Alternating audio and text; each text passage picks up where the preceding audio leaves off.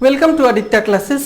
आज हम लोग 10th क्लास के साइंस के लाइफ प्रोसेस चैप्टर में मेटाबॉलिज्म को एक्सप्लेन करने जा रहे हैं। मेटाबॉलिज्म चैप्टर में तो दिया नहीं है, लेकिन ये बहुत इंपॉर्टेंट टॉपिक है बायोलॉजी का, इसलिए हम इसको एक्सप्लेन कर देते हैं कि मेटाबॉलिज्म है क्या।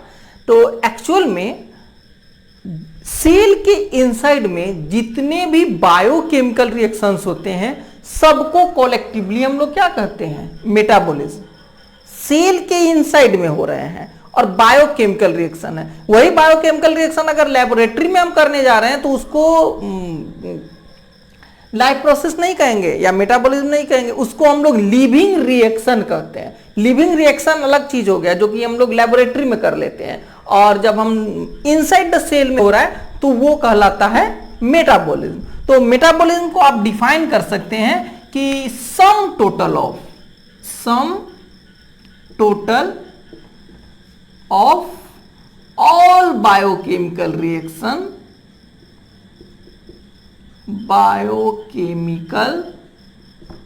reactions which occurs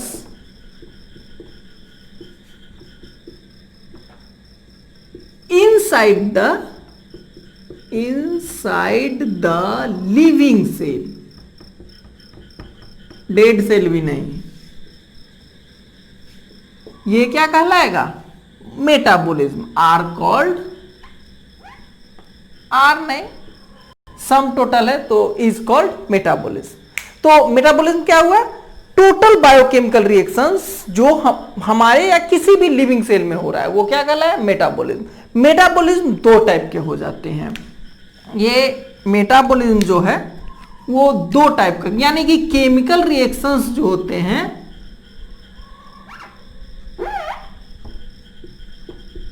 मेटाबॉलिज्म, ये सारे केमिकल रिएक्शंस को आप दो टाइप में बांट सकते हैं। एक होता है एनाबॉलिज्म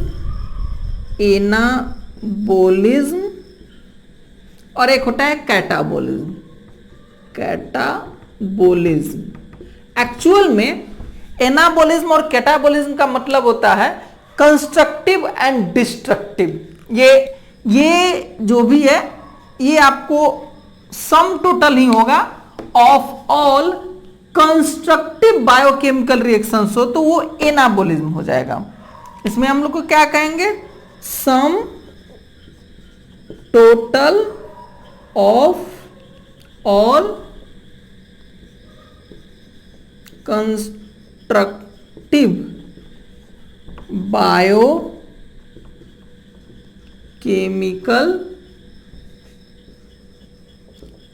रिएक्शंस, वो भी inside the cell, inside the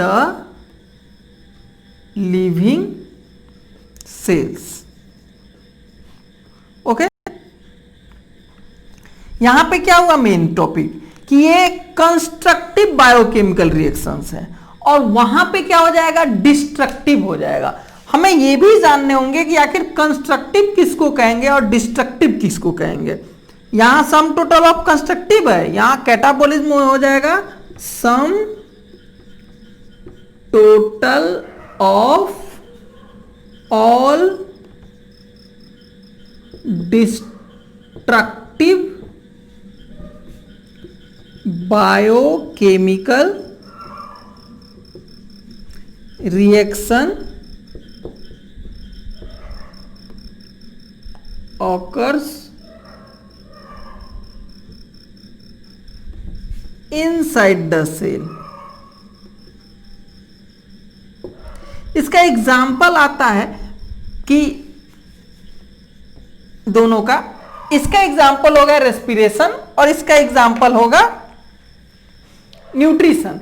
actual में जहां पे भी बॉडी बिल्डिंग मटेरियल, जिससे जैसे हमारा बॉडी बना हुआ है ग्लाइकोजन का, ठीक है, तो ग्लाइकोजन का फॉर्मेशन हो रहा है, हमारे बॉडी में स्टोर होता है। हमारे बॉडी बना हुआ है प्रोटीन का, तो मेरे बॉडी में जो प्रोटीन जरूरी है उस प्रोटीन का जहां फॉर्मेशन हो रहा है तो दैट इज कॉल्ड कंस्ट्रक्टिव यानी कि एनाबोलिज्म।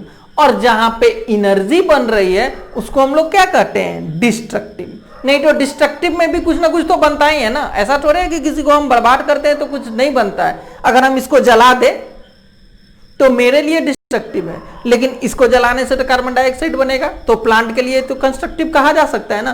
तो कोई रिएक्शन कहीं पे कंस्ट्रक्टिव हो सकता है, कहीं पे डिस्ट्रक्टिव हो सकता है।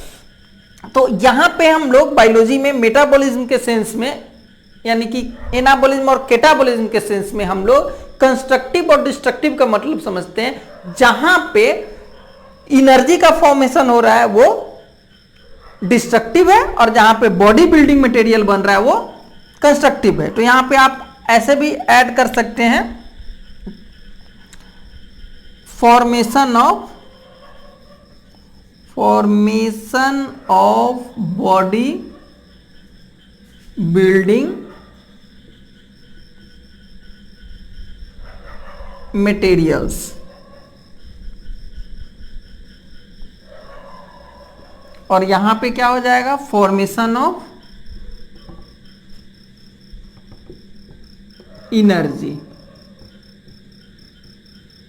तो जहां एनर्जी बने वो कैटाबॉलिज्म, और जहां पे बॉडी बिल्डिंग मटेरियल बने वो क्या हो जाएगा, एनाबॉलिज्म। और एनाबॉलिज्म का एग्जांपल न्यूट्रिशन हो गया, और कैटाबॉलिज्म का एग्जांपल हो गया रेस्पिरेशन। तो इसमें हमने एडिशनल मेटाबॉलिज्म को समझा दिया। ये सिलेबस में तो नहीं है, लेकिन जानना जरूरी है, इंपॉर्टेंट टॉपिक होता है कि सारे केमिकल रिएक्शंस को हम लोग जो इनसाइड द सेल होता है मेटाबॉलिज्म कहेंगे। अगर कहीं पे बॉडी बिल्डिंग मटेरियल उससे बन रहा है तो एनाबॉलिज्म, और वहां कहीं पे एनर्जी बन रहा है तो उसको हम लोग कहेंगे कैटाबॉलिज्म। ठीक है, तो इसमें इतना ही। नेक्स्ट में हम लोग न्यूट्रिशन के बारे में पढ़ेंगे। Thank you for watching this video.